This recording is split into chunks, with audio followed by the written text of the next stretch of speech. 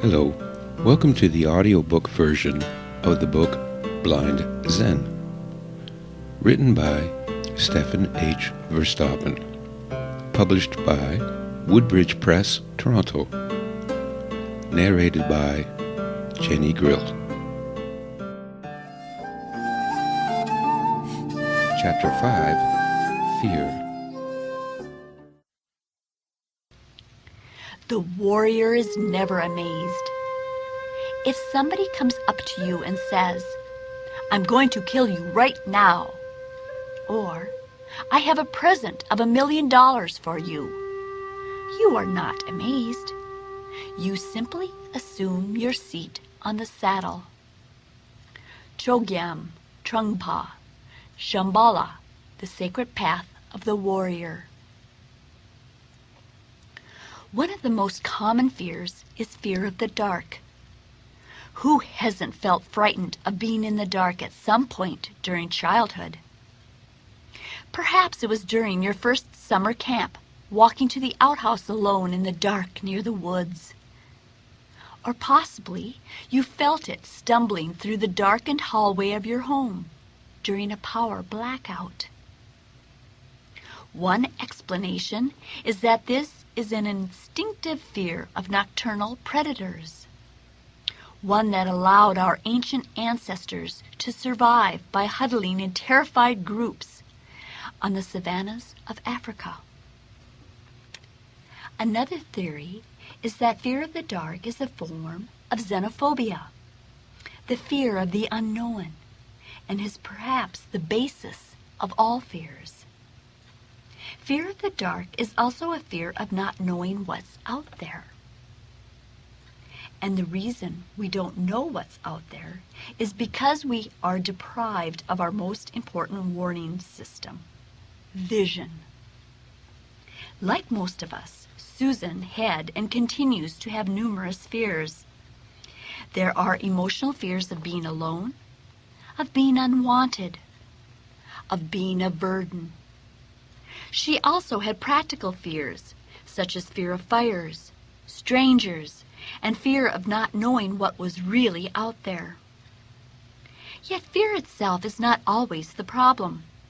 Actually, we need to be afraid sometimes. Fear is nature's guardian that warns and alerts the organism to real or perceived dangers.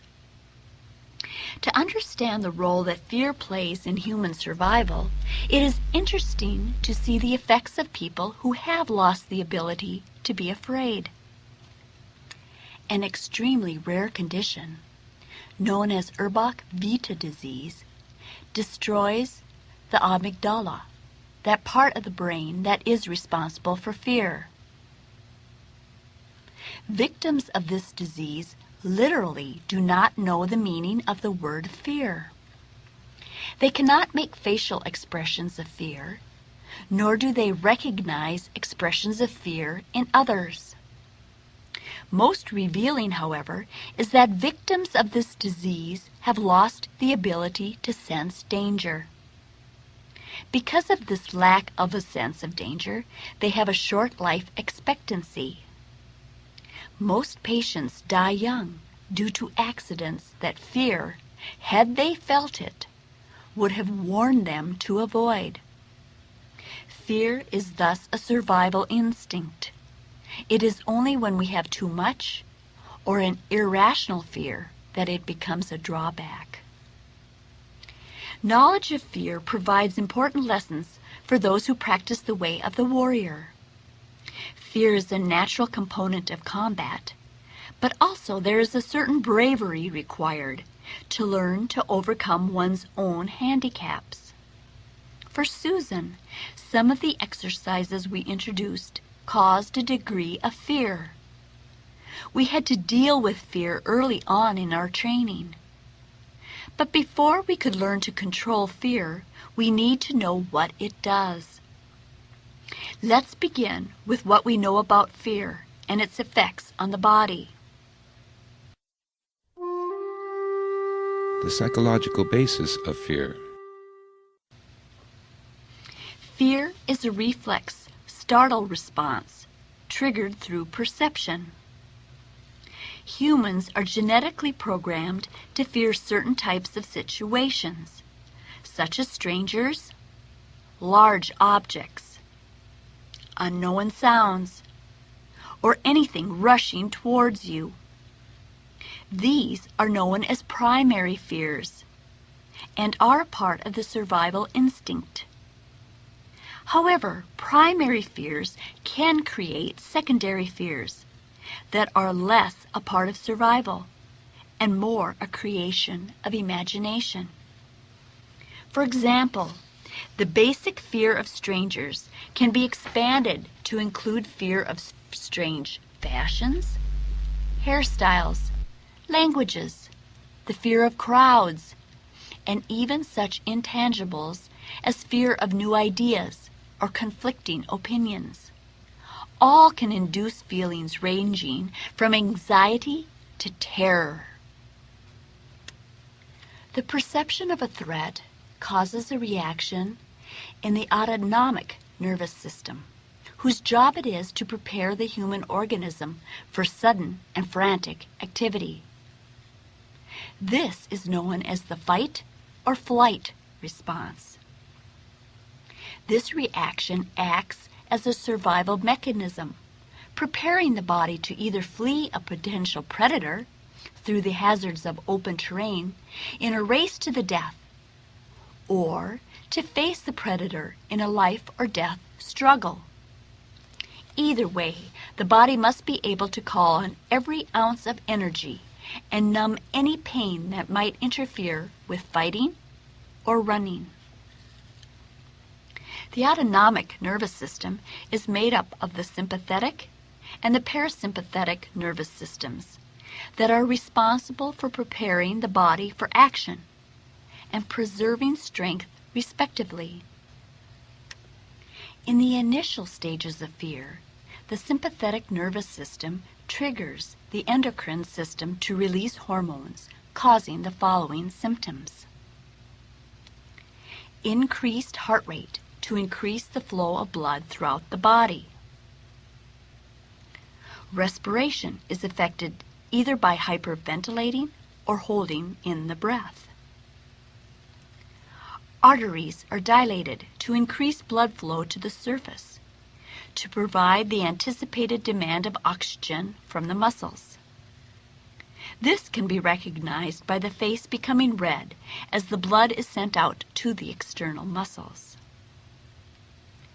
Body temperature increases, producing sweat, and body hair may become erect. Blood flow to the digestive organs is restricted to provide more blood to the muscles. The stomach may suddenly feel nauseous, and vomiting is not uncommon.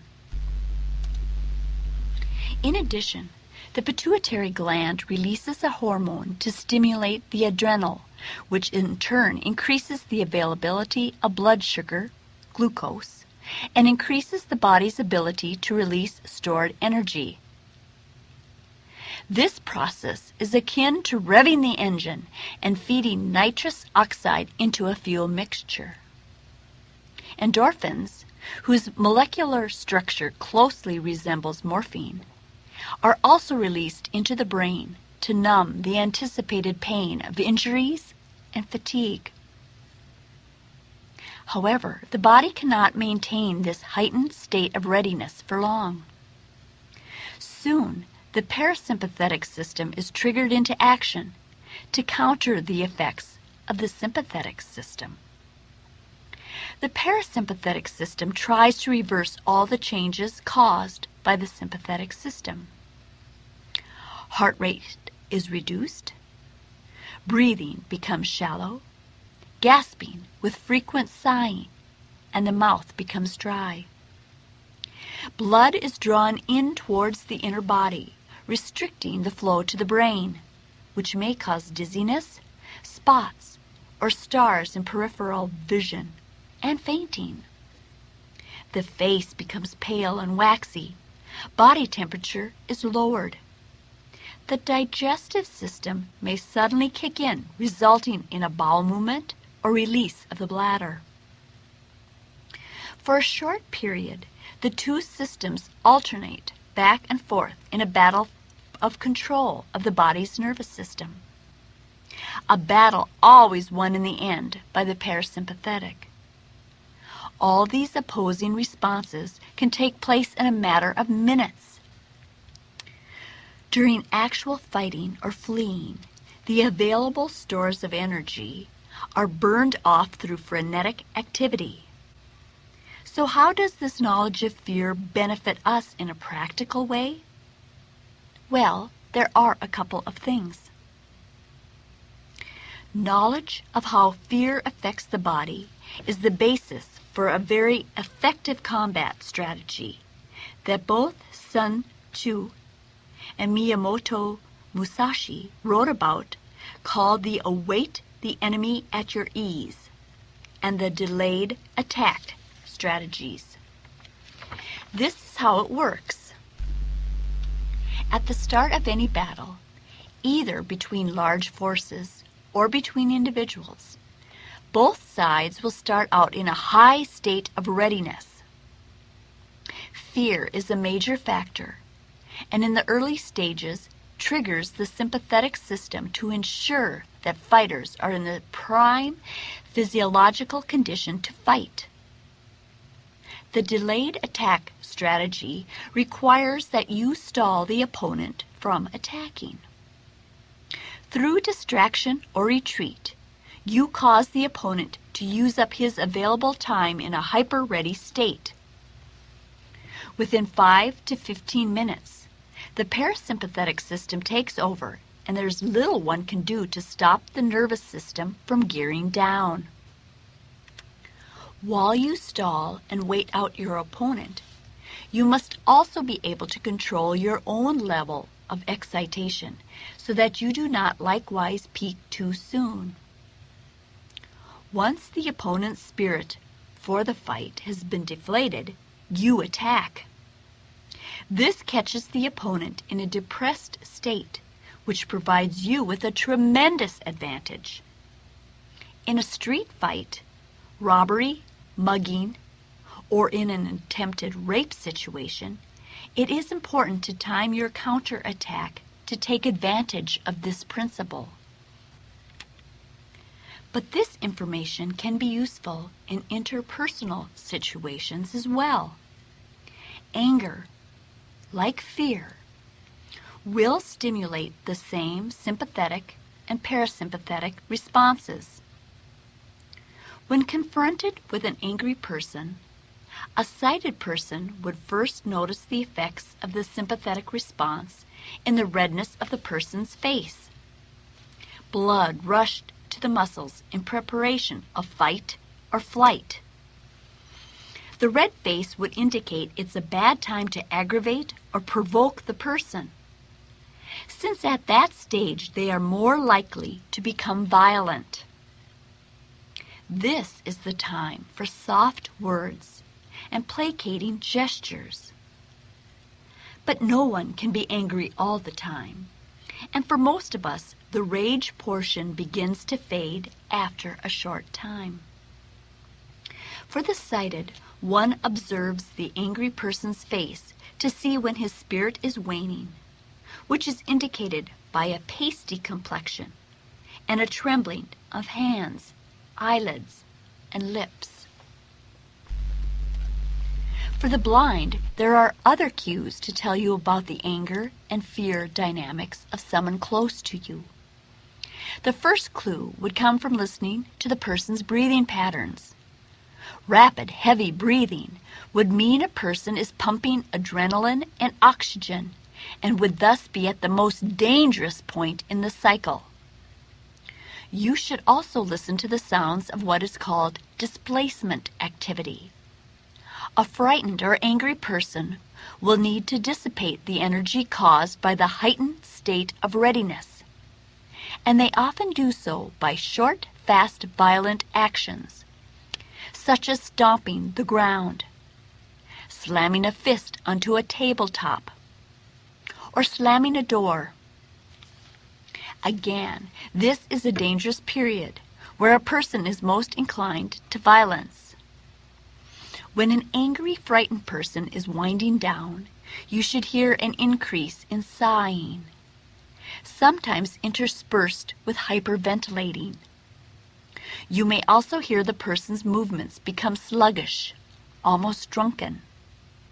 The muscles, having failed to use up the increase in glucose, start to poison itself with lactic acid, which cause the muscles to tremble, feel weak, and even cramp. Fear and anger cause tension, which means muscles become tighter. The larynx is also a muscle, and as it tightens up from stress, you can hear that both the person's volume level and pitch will rise.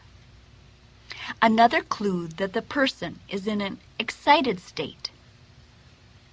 As anger subsides, the muscles of the larynx, like the other muscles, may begin to tremble, and you will begin to hear a crackling and trembling quality to the voice. In the initial stage of anger and fear, the body temperature will increase and cause perspiration. We know that perspiration is saturated with human hormones, and these hormones would reflect the high adrenaline chemical state of the body. This is what animals smell when they sense that a person is afraid of them. It may even be conceivable that you could learn to recognize the smell of fear or anger. The strategy for dealing with an enraged person is thus the same as the delayed attack strategy. At first you delay and stall and wait for the anger to dissipate. This is not the time to react with anger or to start an argument. Instead, listen, say little, and agree to some points. Once the peak stage of anger and excitement is over, you can gently begin to control the situation. Have the person sit down, go home, or relax. After a while, you can try reasoning with the person. By using this strategy, you can avoid potential violence. Thus far, fear has taught us a ruthless strategy to use in confrontations and how to read and react to an angry person in an interpersonal situation. But the most important thing fear has to teach us is how to tame it. Training methods to control fear. Courage is resistance to fear, mastery of fear, not absence of fear. Mark Twain. As we have learned, fear is used to prepare the body for combat. The accompanying increase in strength, pain threshold, and endurance can be life-saving assets. It is not something we want to do without. However, too often fear turns to panic, and it is then that fear becomes a liability. Panic blinds us to the nature of the threat and prevents us from seeing other options. In hand-to-hand combat, panic will reduce a fight to a mindless and usually brutal struggle. A cunning fighter searches for weakness, advantages, opportunities, and weapons, the tools that allow the weak to overcome the strong. Our ancestors were no match physically for any but the smallest predators, yet we stand at the top of the food chain for no other reason that we are a cunning and perhaps even a diabolical species. The blind are physically at a disadvantage against many of society's modern predators. But using the same tools our species used to survive, they can improve the odds considerably. But cunning requires an awareness of mind. The problem exists not in erasing fear entirely from our minds, even if it were possible, but rather a delicate balance of enhanced awareness and body readiness, combined with a detached self-control. The basic technique in fear control involves countering the actions of the sympathetic and parasympathetic responses. For example, when the sympathetic system urges hyperventilation, we consciously slow our breathing. When the parasympathetic system urges shallow breathing, we consciously breathe deeper. Where tension arises, we relax. And when we feel tired, we tense. Let's see how breathing and relaxation are used to tame fear. Breathing. So when you practice Zen, your mind should be concentrated on your breathing. This kind of activity is the fundamental activity of the universal being. Without this experience, this practice, it is impossible to attain absolute freedom. Shunryu Suzuki, Zen Mind, Beginner's Mind. The diaphragm is controlled by both the sympathetic and parasympathetic systems. This wiring provides an avenue through which the conscious mind can exert influence on several unconscious functions, such as heart rate, muscle tension, blood pressure, and brain wave pattern. It is for this reason that breathing techniques lie at the heart of most Qigong exercises. Breathing control is also the primary means to tame the fight or flight response. The nervous system's first reaction to powerful and painful stimulus is to reduce system noise by reducing or suspending breathing. The perception of a threat triggers an instinct to make as little noise as possible and to concentrate all the senses on the source of the stimulus. Holding the breath reduces some of the sensory background noise made by the respiratory system, enabling us to focus more intensely. We still have this instinct. Whenever we concentrate our attention, try to listen carefully, or to see something that is not too clear, we tend to either hold our breath or breathe shallowly. However, if the stimulus is particularly strong, the shutting down mechanism may be overridden, and the person will spontaneously hyperventilate. Holding the breath for too long while the sympathetic nervous system is stimulated into high gear causes a sudden demand for oxygen. The signal to breathe is somehow overstated, and instead of deep breathing, the person will begin to hyperventilate. During hyperventilation, a greater than average amount of carbon dioxide is washed out of the bloodstream. The body needs a certain amount of CO2, and a rapid drop of CO2 will constrict blood flow to many vital organs, resulting in diverse and sometimes serious symptoms. Constriction of blood vessels in the brain will cause dizziness, disorientation, and may lead to loss of consciousness. A similar occurrence in the heart may lead to chest pains. The high oxygen level also creates greater amounts of alkaline that can make one nervous and edgy, and cause a feeling of pins and needles, muscle spasms, nervous twitches, and even convulsions.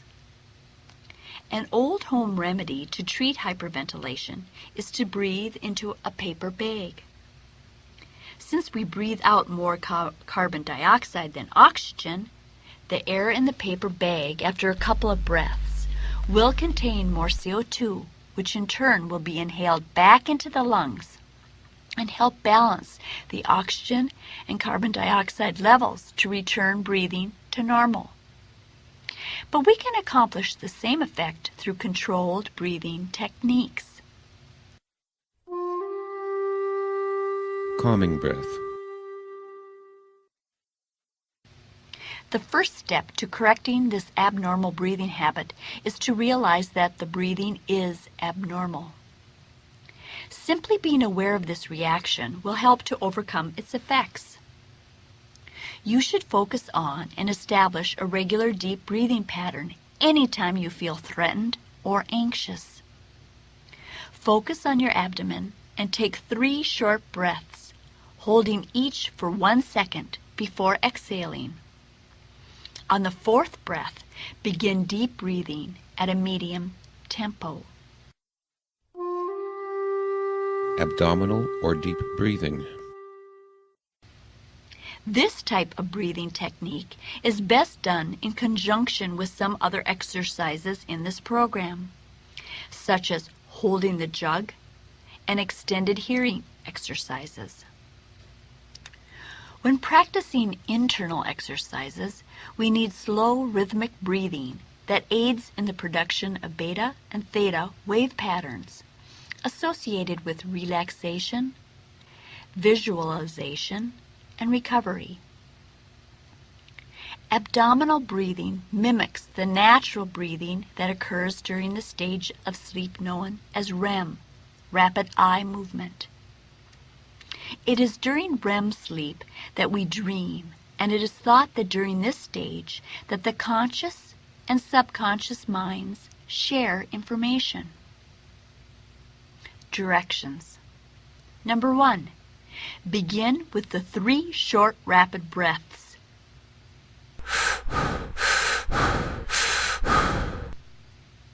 And then draw in the air through the nose and into the lower abdomen, as though inflating a balloon in the belly.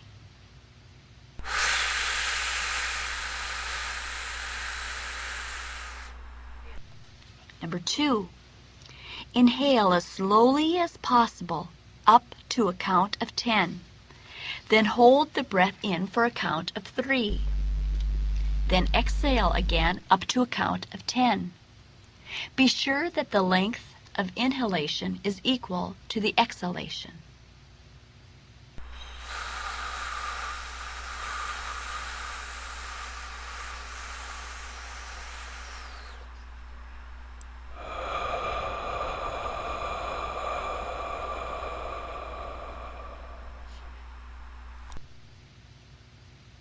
Three.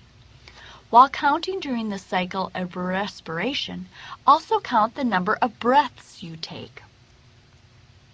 If you can count 30 breaths without losing count of either the breathing pattern or the number of breaths, you will have mastered this exercise.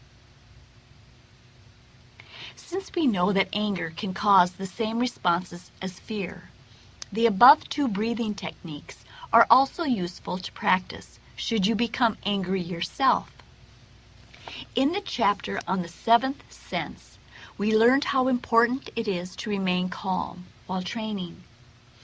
This type of training outlined in this manual is complex and sometimes painful. It is natural to occasionally feel frustrated and angry. It is at these times, too, that you can use breathing techniques to calm down, overcome the pain and frustration, and continue training. Abdominal breathing is a useful tool to help you remain calm and relaxed during a tense situation and to reduce feelings of fear. Since we are on the topic of breathing, there are 2 other breathing techniques that are of benefit to martial artists: rhythmic breathing and bamboo breathing. Rhythmic breathing. During the practice of martial arts techniques, it is important to exhale when executing a technique, and to inhale during the retraction or pause between techniques.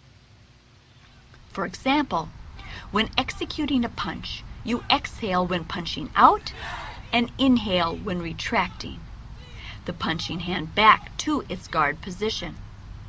This is true for other forms of exercise as well. When doing push-ups, you exhale when pushing off the ground, exertion, and inhale when dropping back down, relaxation. In weight training, you exhale during the lift or contraction and inhale during the release and return. Rhythmic breathing is useful for repetitive exercises such as calisthenics, aerobics, running, and of course, martial arts. These activities follow a tempo that can be linked to a breathing rhythm. For example, long-distance runners know to regulate their breathing with the tempo of their footsteps. A 4-4 rhythm would mean that the inhalation would take as long as it does to run 4 steps, and the exhalation also would take 4 steps to complete. This rhythm would follow a pattern of inhale, 2, 3, and 4, exhale, 2, 3, and 4, inhale, 2, 3, and 4, and exhale, 2, 3, and 4, and so on. Proper rhythm can also have a hypnotizing effect. Marathon runners commonly report that they enter into a trance-like state in which they are no longer aware of pain and exhaustion. When breathing and movement are out of tempo, it hinders coordination and loses economy of motion and thus energy. As a rule, when moving, remember to match your breathing rhythm to the tempo of your actions, and follow the general rule that when you exert effort, you should breathe out. This will enhance both the ability to breathe and the ability to move efficiently.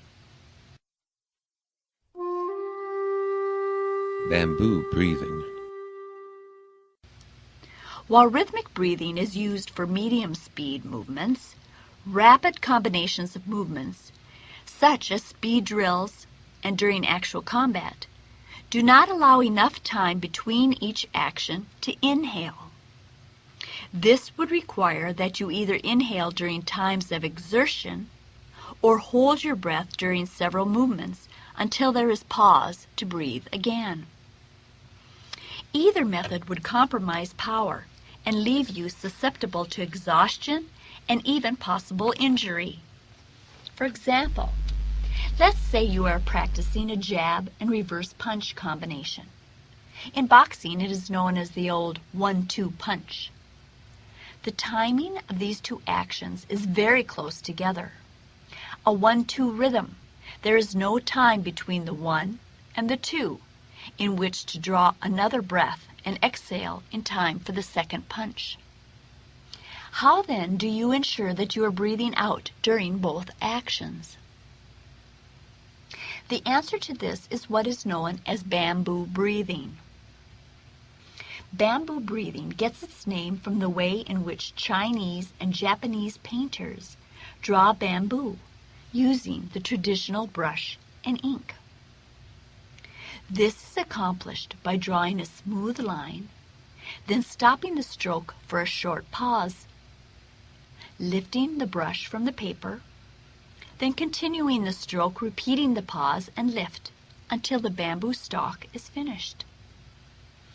The pauses allow more ink to be absorbed into the paper, thickening the stalk slightly, and the lift leaves a narrow empty space between each segment, which creates the bamboo's signature joint pattern. Bamboo breathing follows the same method. The breath is drawn in and then exhaled in a short puff of air at the exact moment of exertion, then paused, then exhaled again, and so on. In this way, you can execute several techniques in rapid succession by taking in one breath and then exhaling short, powerful puffs of air with each technique until the lungs are emptied. No more than 3 or 4 techniques should be done with one breath, and then you must pause or retreat to gain another breath. Another way to ensure that you are breathing out during the execution of a technique is to use vocalizations. While the Japanese kaiai or spirit yell is often used with the finishing blow, it is impractical when executing multiple and rapid attacks. Instead, use short exhalations accompanied by a guttural sound that ends in a sharp cutoff of air. Sounds such as hup or hut help coordinate exhalations to movement. This is one of the reasons some styles incorporate animal sounds into their combat training. The vocalizations help ensure that you are exhaling when exerting force. Tips for trainers.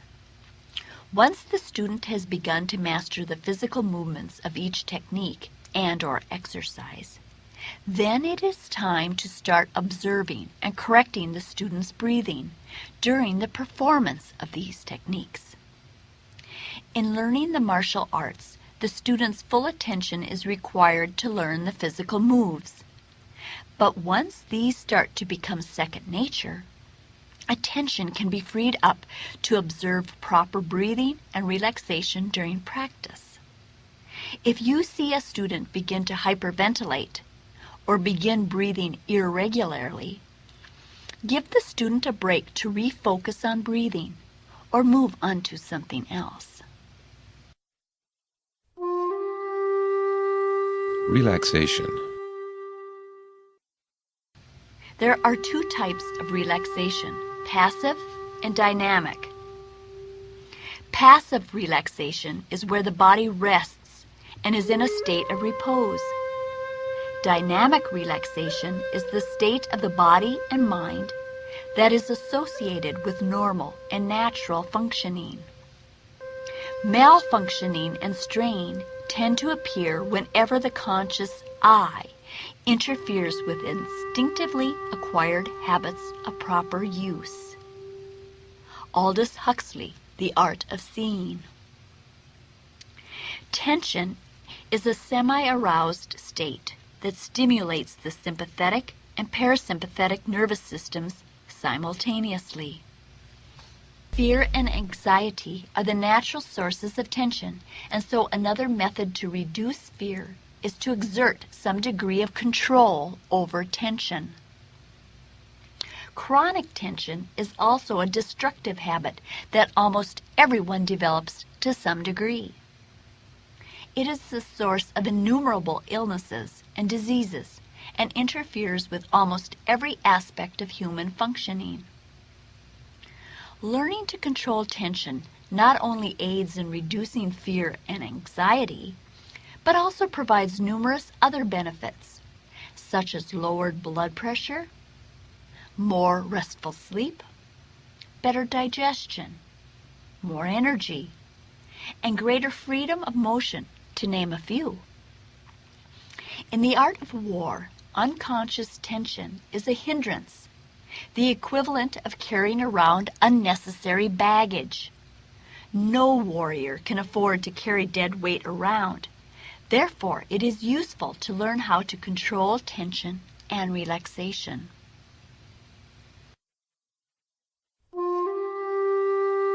Controlling tension. Tension is insidious. In the beginning, it is easy to recognize tense muscle groups and to relax them using the techniques described here. But the problem occurs when the minute one's attention is distracted, the old habits return and tension slowly takes over the body again. The only way to prevent this is to develop new habits over a long period of time. Breaking old habits and forming new ones require that you consciously intervene before the expression of those behaviors you wish to change. In the case of unconscious tension, one must learn to consciously focus on relaxation at precisely those times when one is most inclined to become tense. The paradox is that at these times, relaxation is usually the last thing one wants to think about. This effect can be seen in job interviews, presentations, public speaking, meeting new people, and the endless daily confrontations and disputes we have with our fellow men. At each encounter, one's attention is trapped by the external circumstances, and the overall degree of tension rises a little more.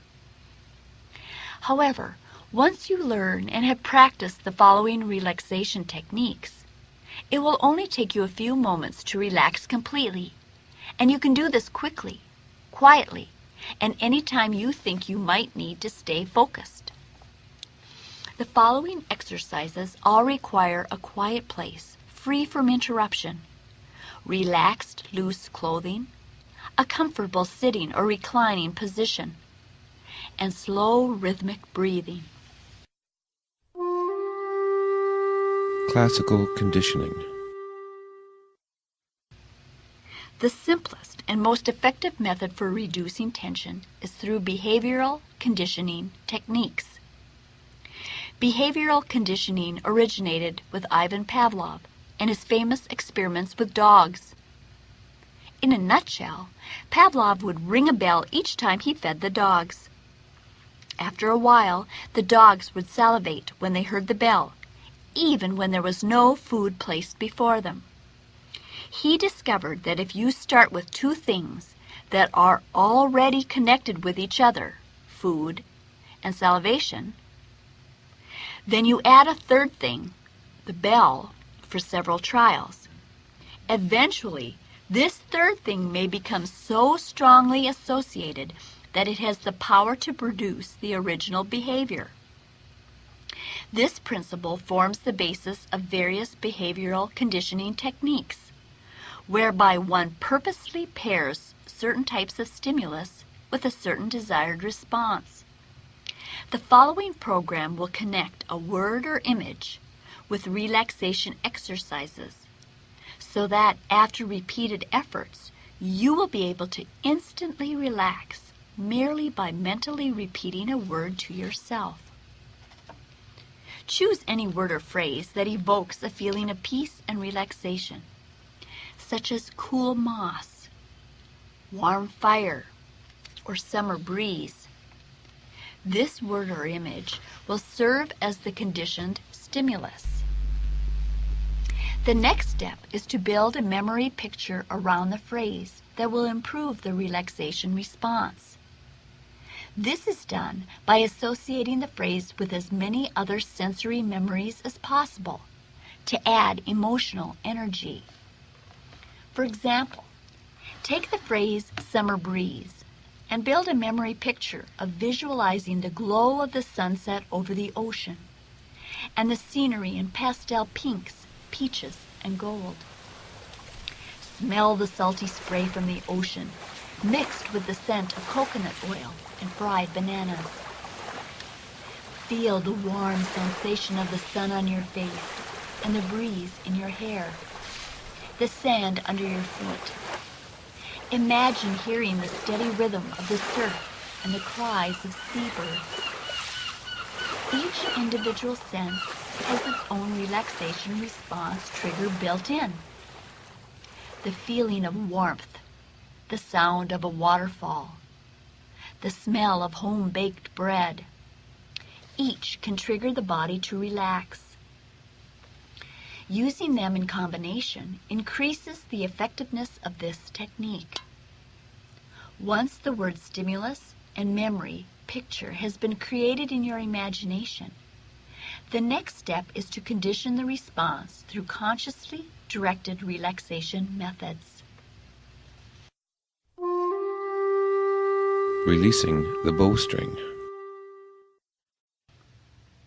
This exercise requires that you first tense your body as much as possible, and then to suddenly release all the tension at once. The tension of the body is like drawing the string of a bow, and then releasing the tension is like releasing the string of the bow. This is best done lying on your back before going to sleep, but can also be done sitting up or even standing. First, tense every major muscle in the body, starting at the feet and quickly moving up the legs, thighs, buttocks, stomach, chest, shoulders, arms, fingers, and finally, hold the mouth and eyes wide open. Yes, this is better practiced in private, as you will look quite ridiculous. Maintain this tension for a count of 5.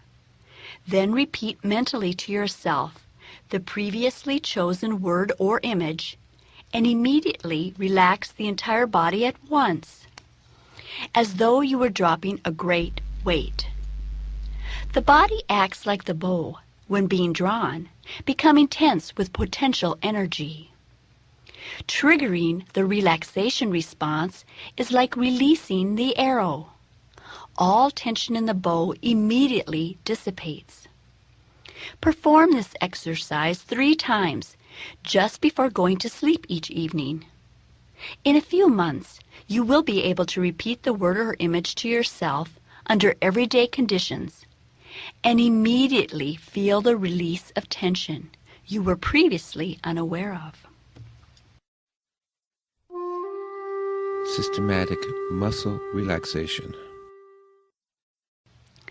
In this method, one consciously relaxes specific muscle groups in sequential order while mentally repeating the word or image. Begin this exercise from the top. First, direct your attention to your face and feel the facial expression. Are you frowning, or are the eyebrows raised in wonderment? Are you grimacing or smiling? Consciously isolate and relax the muscles around the eyes and mouth, over the forehead, and around the jaw. Imagine them relaxing and releasing their tension while mentally repeating the word or image. Then work down the body, isolating and relaxing specific muscle groups. The general sequence is as follows: head, forehead, eyes, mouth, jaw, back of the head, neck. Torso, trapezes and shoulder muscles, the chest, abdomen, back along the spine, lumbar, buttocks. The limbs, the arms starting with the shoulders and working towards the hands and ending in the fingertips, thighs, calves, and feet. Some people may have difficulty willing their muscles to relax. Often the effort to relax defeats its own purpose. There are 2 other strategies that can be used.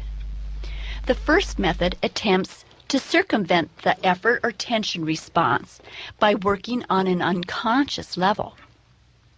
As one systematically isolates each muscle group, do not make any effort to relax. Instead, one imagines feeling warmth flowing into the muscle. The heat metaphor promotes blood circulation to the muscle and aids relaxation. Another approach is to first tense each muscle group in order to better isolate the sense of each muscle. In biofeedback terms, this is known as increasing the signal-to-noise ratio. To focus on a specific stimulus, you must increase its signal in order to recognize it above the sensory background noise.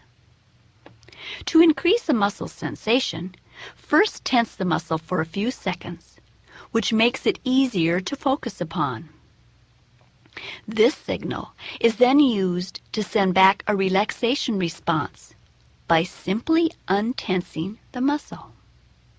With practice, you will be able to recognize each muscle group's state of tension and develop a better feel for your body's musculature. Tips for trainers. When practicing the lessons in this manual, trainers should watch for signs that the student is too tense. Most often, this tension will show itself in the raising of the shoulders. Also, their movements may be too stiff and wooden. Stop students periodically during the exercises, whenever you observe tension, and ask them to sense where they are tense and to relax. Sometimes you may have to place your hands on the student's shoulders and gently press down before they realize just how tightly hunched their shoulders were. Systematic desensitization. As with the breathing exercises, the relaxation exercises can also be used to control anger and to remain calm during emergencies. Although the above breathing and relaxation methods are effective in controlling the feeling of fear, we also need a way to overcome specific fears and phobias. Fortunately, there is a simple yet effective technique to help overcome specific fears. Systematic desensitization is a process by which an immunity to fear is built up through small doses of fear, taken under controlled conditions. The following example will provide the framework from which a similar desensitization program can be created. First, one must isolate and deal with one fear at a time. Then go through a list of possible scenarios that would be considered frightening and rate each scenario on a scale from 1 to 10 in degree of fear invoked. For example, if you are afraid of heights, then the scenario of standing on a chair may rate a 1 on the scale of fear. Standing on the second rung of a ladder may be rated a 4, while climbing a tree rates an 8. Various scenarios are imagined, rated on the scale from 1 to 10, with 10 representing pure terror and noted. This list will provide the progression for your conditioning program. Begin with activities rated on the scale of 1, such as standing on a chair. First, go through the basic relaxation and calming breath routines while seated in a quiet room. Once you feel relaxed, begin to imagine climbing up and standing on the chair. If at any time during the visualization you start to feel tense or afraid, stop and return to the relaxation exercises. This process is repeated until you can visualize the scenario without any anxiety or tension.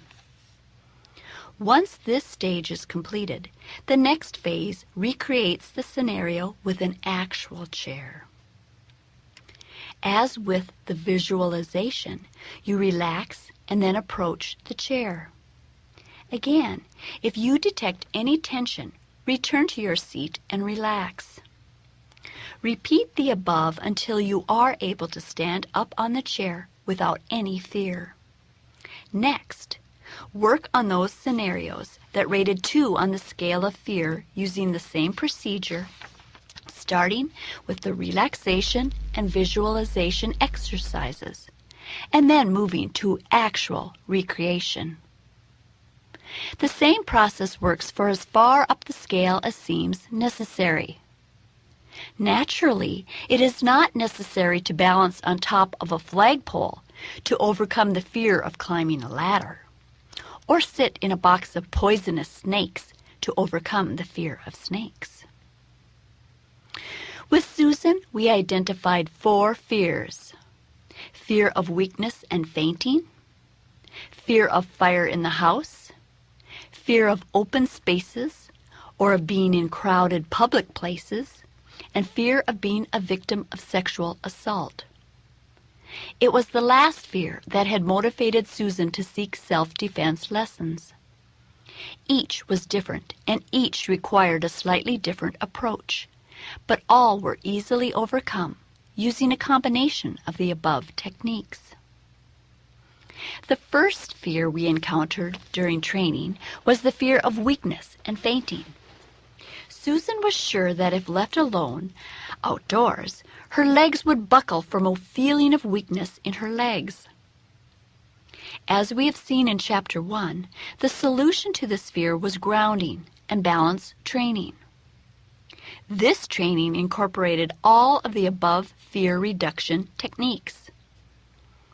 In the first few weeks of the stance and grounding training, I would stand close to Susan to reassure her that should she feel faint, I would be there to catch her.